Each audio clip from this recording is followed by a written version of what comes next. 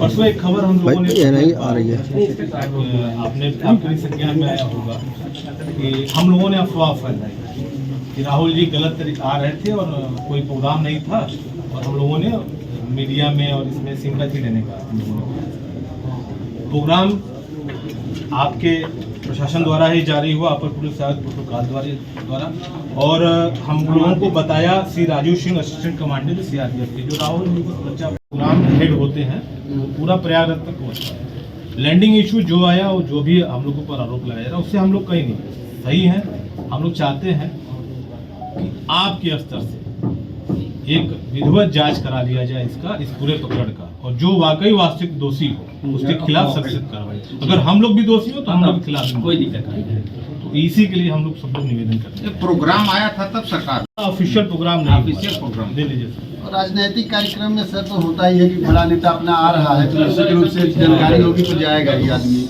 साहब से मिलने के लिए आए थे। आज हम सब बनारस से कांग्रेस जन, जिला कांग्रेस कमेटी, महानगर कांग्रेस कमेटी, अपने विधि प्रकोष्ठ के प्रदेश उपाध्यक्ष आदरणीय अशोक सिंह जी की अगुवाई में हम सब लोगों ने पुलिस कमिश्नर महोदय से मुलाकात की और उनको ज्ञापन सौंपा है कि पिछले 13 फरवरी को जो आदरणीय राहुल गांधी जी के कार्यक्रम को लेकर के लगातार एयरपोर्ट अथॉरिटी और स्थानीय प्रशासन जिस हिसाब से उस कार्यक्रम को निरस्त किया, और हमने जब जायज़ बातों को रखा मीडिया के सामने, जनता के सामने, तो हम सबके ऊपर कार्रवाई करने और मुकदमे की धमकी मीडिया के माध्यम से और प्रिंट मीडिया के माध्यम से हम सबको दी जा रही। तो उसी के संदर्भ में आज हम सब बनारस के कांग्रेस जनों का डेलीगेशन महोदय पुलिस कमिश्नर महोदय से मुलाकात किया है, ज्ञापन सौंपा है कि पूरे प्रकरण की विधिवत जाँच करा करके वास्तविक दोषियों के खिलाफ सख्त से सख्त कार्रवाई की मांग की है।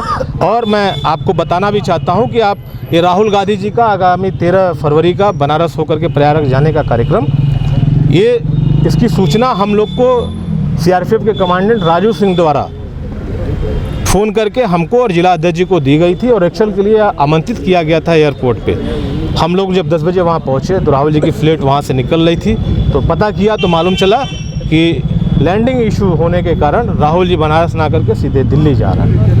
और जब इस पर हमारे नेताओं ने, हमारे प्रांतीय अध्यक्ष जी ने और बनारस के तमाम हमारे नेताओं ने अपना पक्ष रखा कि कैसे राहुल गांधी जी की लोकप्रियता से घबरा करके इस तरह से दमनकारी नीति अपनाई जा रही है, तो मीडिया के माध्यम से हम लोगों को अवगत कराया गया कि आप लोगों ने जो कहा है वो बहुत बड़ा द्रोह का काम किया, आपने सच क्यों कहा है। एक और मुकदमे की धमकी आई मीडिया के माध्यम से। तो आज हम लोग खुद स्वतः चल करके आए हैं कि कमिश्नर महोदय इस पूरे प्रकरण की, पुलिस अब ये बनारस कमिश्नरेट है, और सब पक्ष की जांच करा करके जो वास्तविक दोषी इसके पीछे उनके खिलाफ कार्रवाई करें। ये धमकी कौन दे रहा है जिसकी बात? वो सब अखबार में आप लोगों ने देखा कि इनके बयान आए, ऐसे अधिकारी के बयान है, वो पता नहीं क्यों कांग्रेस के लोगों से रंज रखते हैं। हमारे अधिवक्ता साथी हैं यहाँ पे, इनसे आप पता करिए। 151 में जमानत मंजूर हो जाने के बावजूद, हमारे जमानत वेरिफिकेशन हो जाने के बावजूद 9 दिन हमारे लोग जेलों में रहे। कैसे सड़क पे आए वो आप सबके सहयोग से हम लोगों ने दिखाया। जब हम लोग आवाज़ गिरने बढ़े तब जा कर के उनको दूसरे दिन छोड़ने का काम किया गया। तो क्यों व्यक्तिगत, हम सच को हम किसी दबाव में हम सच कहते रहेंगे, आम लोगों की लड़ाई लड़ते रहेंगे। चाहे एक नहीं 1.5 दर्जन मुकदमे हम लोग के ऊपर इनके कार्यकाल में लगाए गए हैं बनारस कांग्रेस के ऊपर। हमने राशन मांगा, मुकदमा। तहसील में गए कि इन लोगों को मिलना चाहिए, लिस्ट लेके गए, मुकदमा। नगर निगम अब आदमपुर में हमारे पार्षद निकाले, परमिशन लेके निकालें, मुकदमा। यहाँ तक कि चेतगंज थाने में बिकरू कांड में शहीद पुलिसकर्मियों को हम लोगों ने श्रद्धांजलि दी, उस पर भी मुकदमा है।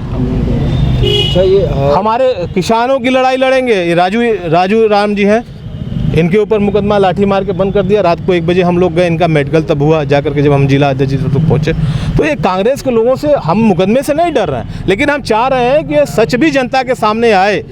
कहा जा रहा है कि राहुल जी का कार्यक्रम में नहीं था, राहुल जी का कार्यक्रम नहीं था तो ये प्रोटोकॉल महोदय, पुलिस आयुक्त महोदय पत्र क्यों जारी किए, लेकिन और एक्सल के लिए राजू सिंह जी ने हम लोगों को क्यों बुलाया, और राहुल गांधी जी के टीम के जो उनके प्रोग्राम को लोग सेटल करते हैं, प्रोग्राम ऑर्गेनाइज कराते हैं कि उनके सुविधा अनुसार, उस कार्यक्रम के मेरिट के अनुसार सुशांत मिश्रा जी बनारस आगमन हो गया था, दूसरे दिन फ्लाइट पकड़ के गए।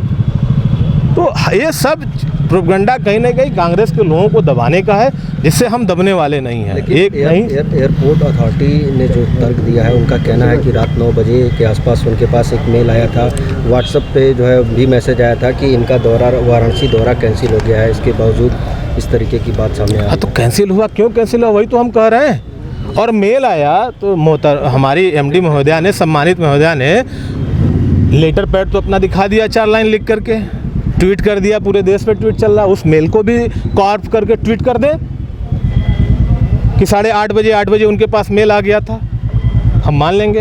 ये 9 बजे के बाद पूरा खेल, जब राष्ट्रपति 8 बजे तक तो राष्ट्रपति 11 बजे के बाद 11:45 की पहले लैंडिंग मांगी जा रही थी, उसमें बोला गया कि 11 के बाद सुरक्षा इशू है। फिर पायलट ने 10:30 बजे का मांगा, उसको भी टाल मटोल करते रहे। तब फिर वो कन्नौर से कोई एयरपोर्ट पे, कन्नौर से फिर वो दिल्ली राहुल जी लैंड किए और फिर प्रयागराज का आगे का उनका कार्यक्रम बनेगा, जो कि बहुत महत्वपूर्ण कार्यक्रम है। और उससे भी ज़्यादा महत्वपूर्ण था, मैंने दिल्ली में बागपत में जब भारत जोड़ो यात्रा चल रही थी, हम जिला अध्यक्ष जी, प्रांतीय अध्यक्ष जी और हमारे बनास के लोगों ने उनको आमंत्रित किया था कि जब भी आप बनास आएँ तो बाबा काशी विश्वनाथ जी का जरूर आशीर्वाद लें। तो उनके मन में था कि हम जाएंगे और बाबा का आशीर्वाद लेंगे। पूरा उनके वो उस तरह का यात्रा का लेकर के जो छवि उनकी डेवलप हुई है पूरे देश में, उसको दबाने की साजिश। अभी आप कमिश्नर साहब से मिले हैं, पुलिस कमिश्नर से मिले हैं, क्या आश्वासन मिला है? नहीं, उन्होंने कहा है, उन्होंने तो बढ़ के स्वागत किया है, कहा नहीं हम पूरे प्रकरण की जांच कराएंगे, जो दोषी होंगे उनके खिलाफ कार्रवाई होगी।